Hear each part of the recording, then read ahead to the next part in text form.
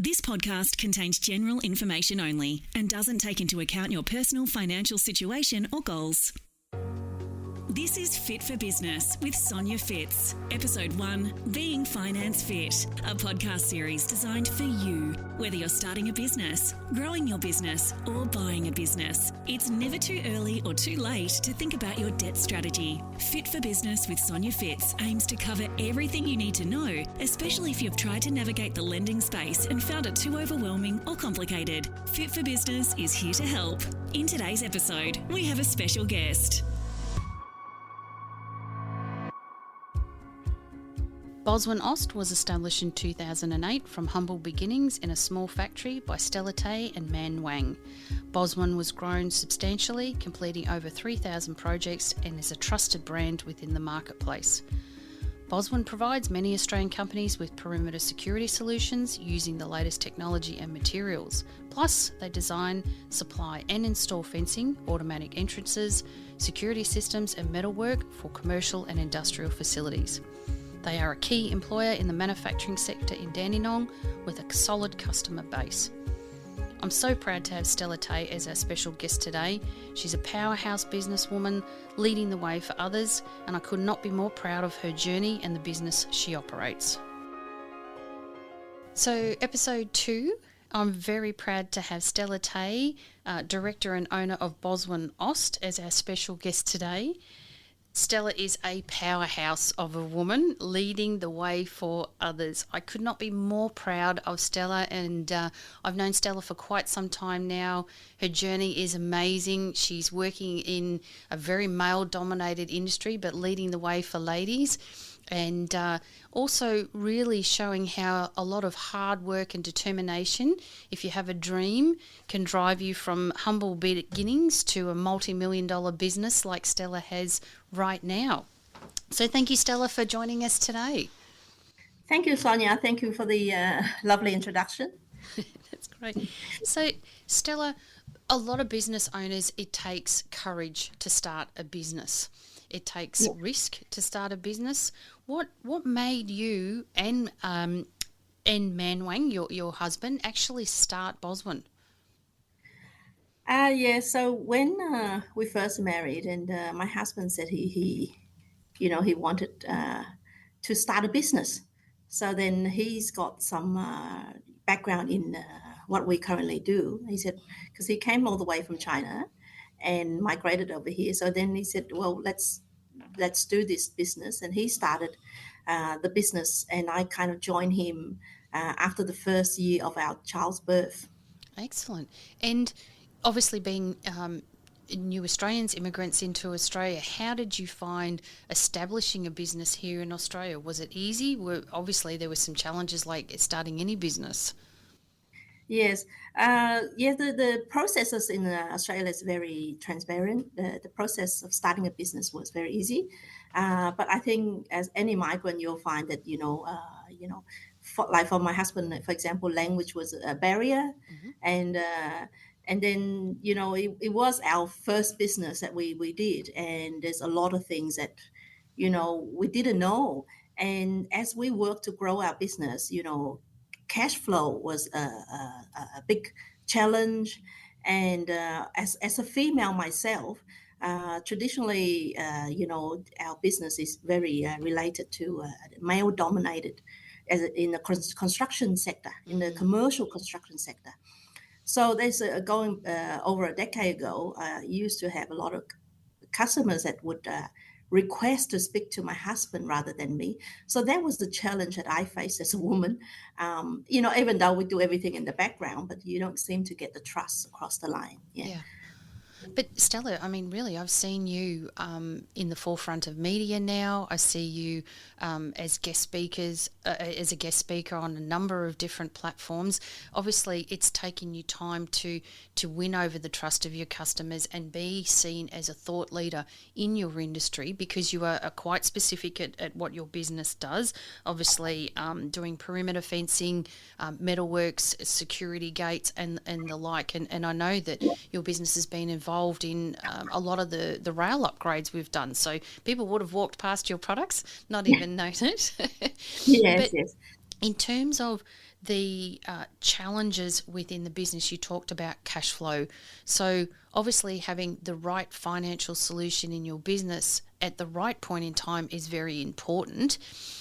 Do you feel that, during that journey, particularly in the early phases where you didn't have a support of either a business banker or a commercial finance broker to support you, do you feel that there were mistakes made and they may not have been made if you'd had that support and that education about the lending landscape and products that were available for your business to help you grow?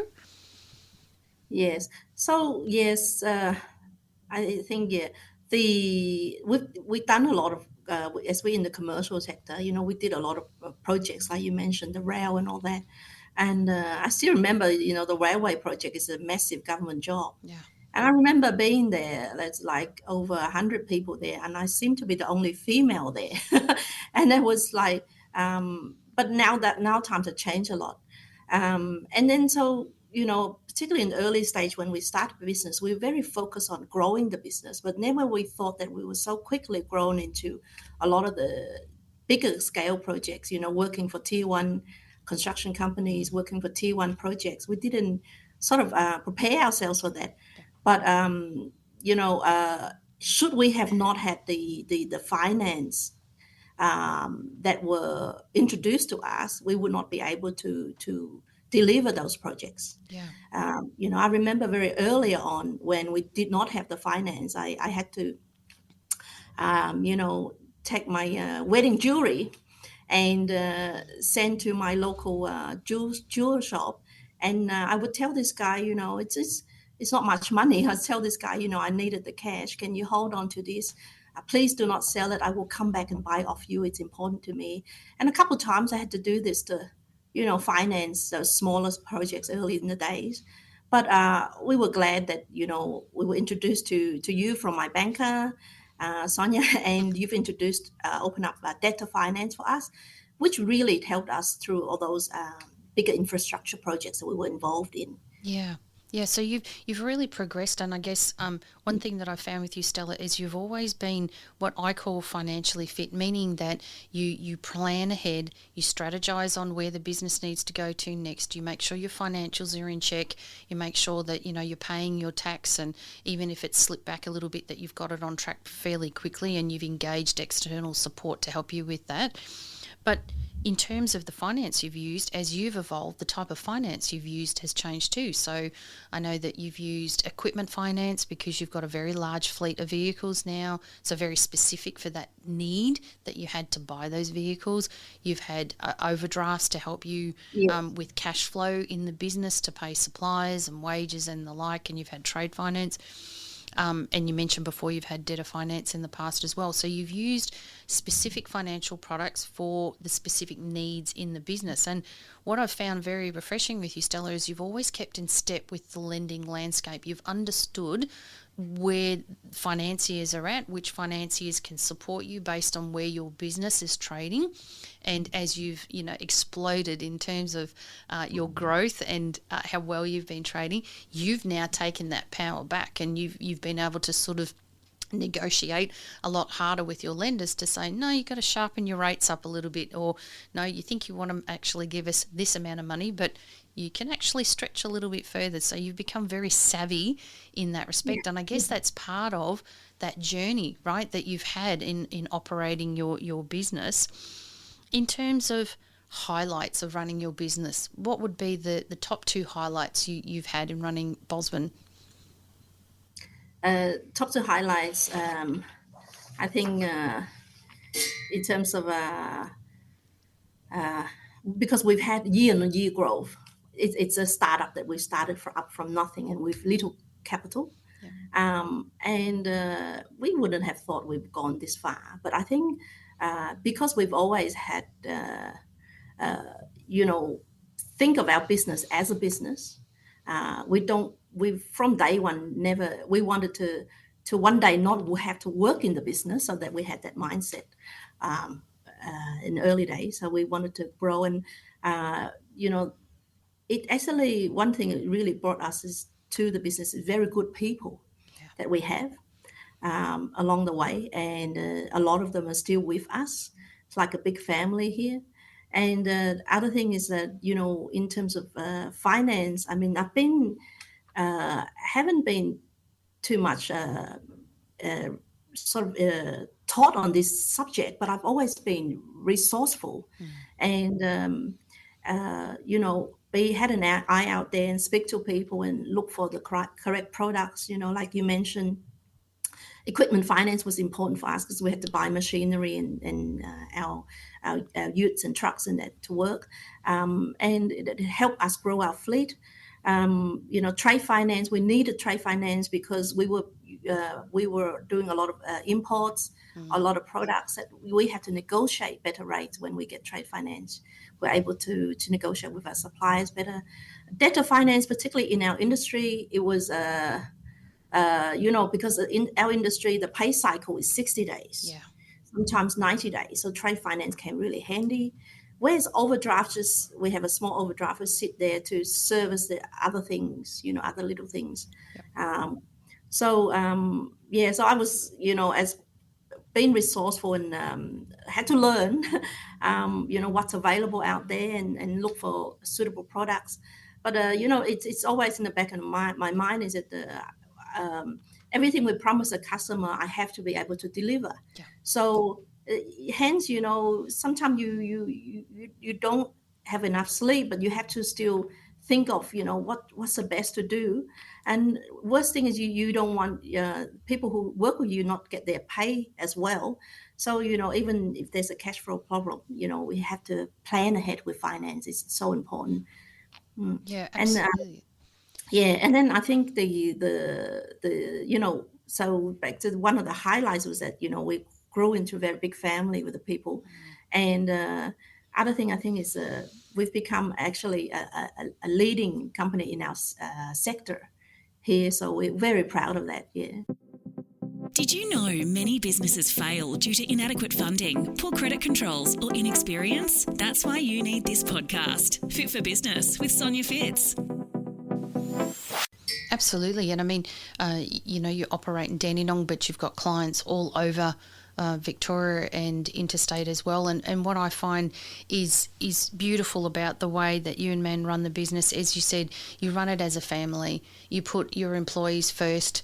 You want to be able to support them, even tough times like during COVID, which was very difficult for all businesses to be able to, still keep their staff on the books, put food on their table essentially. And I saw a lot of business owners like yourself put themselves last and always putting their staff first. And as you said, you've developed this great family business. You've created a potential for a legacy when you decide to semi-retire. I know that's a long way away from you, though, Stella, right now. But it enables you to have trust and faith that, as you grow, your staff will continue to support you. And there may be that one or two people in your business, male or female, that can take on that legacy for you and continue to grow it from there. You use a really important topic there about educating yourself, and it's something that I'm really passionate about, to make sure SMEs really understand finance, the lending landscape, but not at a technical level. I mean, that's really up to people like myself as a commercial finance strategist to understand that and be the voice for them with their lenders, be it tier 1, 2 or 3 lenders. But it is important for SMEs to be educated so that they can plan ahead, as you said, know which financial products are going to be the right ones for them with that support, and grow in the direction they want to grow in, and reduce the stress levels. Like you just said before, you don't want to be staying awake at night going, how am I going to pay my staff's wages? How do I plan for this? How do I do that planning early rather than leaving it to the last minute? Sometimes that's not always possible when you get a great opportunity that comes your way and you have to seize that opportunity right there and then. But again, in the mainstream, if you're planning and you're strategizing, making sure that your financials are up to date, and even if you've had some bad times, and all businesses have had bad times, how do we sell that story to a lender to explain what's happened to them in the past and how have they overcome it? Which is really important. So very proud of you for staying ahead of that, Stella. I know that in the past that you have used commercial brokers and you have used business bankers. Do you feel they play a vital role in a business in helping you understand the lending landscape and understanding what financial products are out there that could potentially support you now or in the future? Yes. Yes, I want to mention that, finance is also actually very important to us in one stage where, we've been working hard to sort of tender a lot of work, and then you never know one day where a big project will come along. So the planning ahead also for that is important. If a customer comes to you with a big contract, can you deliver? Have you got the finance ready? Yeah. I mean, that was where when you introduced me to a couple of the products, it really helped us in that area. Yeah. Yeah, and talking about bankers, I've been through a couple of banks, and my experience with the bankers is not so good actually, because I find that sometimes the bankers, they can be too busy for you, or either they are jumping across different companies, Yeah. and then you'll be dealing with one for this month, and then suddenly someone else come take over.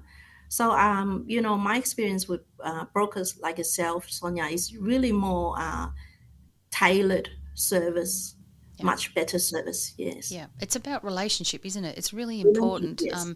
As Pat and I were just talking about in the episode just before, is that with a lot of the banks, they're closing down a number of branches. So you may have been, able to walk into your business bank and talk to your normal business banker, but that whole landscape's changing, right? So they're closing branches down. Yes. Business bankers are moving on, or being even Yes. retrenched in some situations. So Yes. it's vital It to is. have external counsel. So we all talk about having the right accountant and the right lawyer, but businesses really Yes. need the right commercial finance broker, even if it's just to help with strategy, to Yes. help with education. It's not always about implementing a financial solution right there and then, but keeping their clients abreast of what's going on, and being that soundboard Yes. sometimes is really important. And It is. good commercial brokers, in my view, invest themselves into the business. They understand what businesses do, why they do it, and being part of that family that you were talking about, because they can't provide good strategies and advice unless they do. So it is important. Yeah, it is. It's the way, I don't know if I've ever told you this, but Sonia, the way you come across different to the bankers was that, like anything with finance, I still reach out to you as a first point of contact today, because I know I can trust you that you will look at all the products that you have, and you would have in your mind what works best for our situation. Yeah. Whereas if I go to a banker, he might be interested to sell something that might be easy for him. I don't know, or for his quota, or he or her quota. Yeah, that's what I picked up, and I've had experience. I can trust that, even though if you cannot help me, you will tell me. Yeah. Oh, Right. thank So you. That's yeah. lovely. Yeah. Trust Yeah. is really important in any relationship, right? And sometimes clients don't want to hear the truth because it's, Yeah. it gives them a sense of, oh, am I failing, or anxiety and the like. But if you're telling the truth and you're saying this is the situation that we're in, but there is a solution. It may not be we can fix it right now, and we've got to change a few things internally within the business, and then we will get you there. But it's about explaining that process, and making them feel comfortable with that, and making them feel comfortable within themselves that they're not a failure. Understanding finance is not what they do. They might be doing what you're doing in terms of construction and things like that, and security, or they may be, a farmer, or they might be a manufacturer. They may be working on defence projects, but they need that trusted advice, as you said, to keep them informed. Speaking of advice, what would you give business owners, male or female, who may want to grow their business or take it to the next level? What would you give them in terms of advice for the next step? To take the business up to the level, I think, like any business, the beginning is always the hardest, toughest. Need a lot of grit and hard work to get through. So my advice actually is, don't give up. We've had like COVID tough times, that we've went through, we've all went through together. So don't give up. I think if when you do feel like the moment where all the doors are closed on you, there's always a better door waiting for you somewhere to be found. Yeah. And if you need help, reach out. Some people that you can trust, read and don't stop learning. I think that's what I can advise on. Perfect. And I think your point is very good. Sometimes doors are meant to close for a reason because a better Yes. door's about to open. And there are always that Yes. silver lining, even in areas where we don't do so well, there's always that silver lining. It's teaching you something to be even greater than what you already are now. And I just want to say, Stella, I'm so proud of you as a woman for your journey.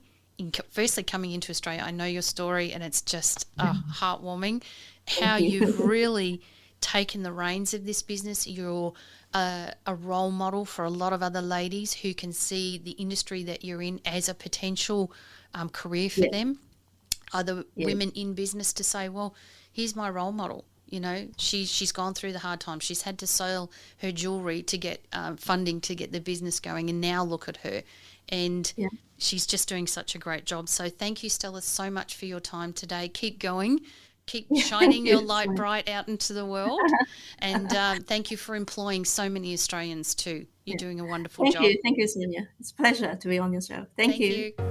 Sonja Pfitz has been a commercial finance strategist for SMEs, working in the finance industry for over 27 years. This podcast series is designed to inform you about the lending landscape for your business and to help you implement the right financial solutions to achieve your strategic objectives. Thanks for listening and look forward to having you join us in the next episode of Fit for Business with Sonja Pfitz.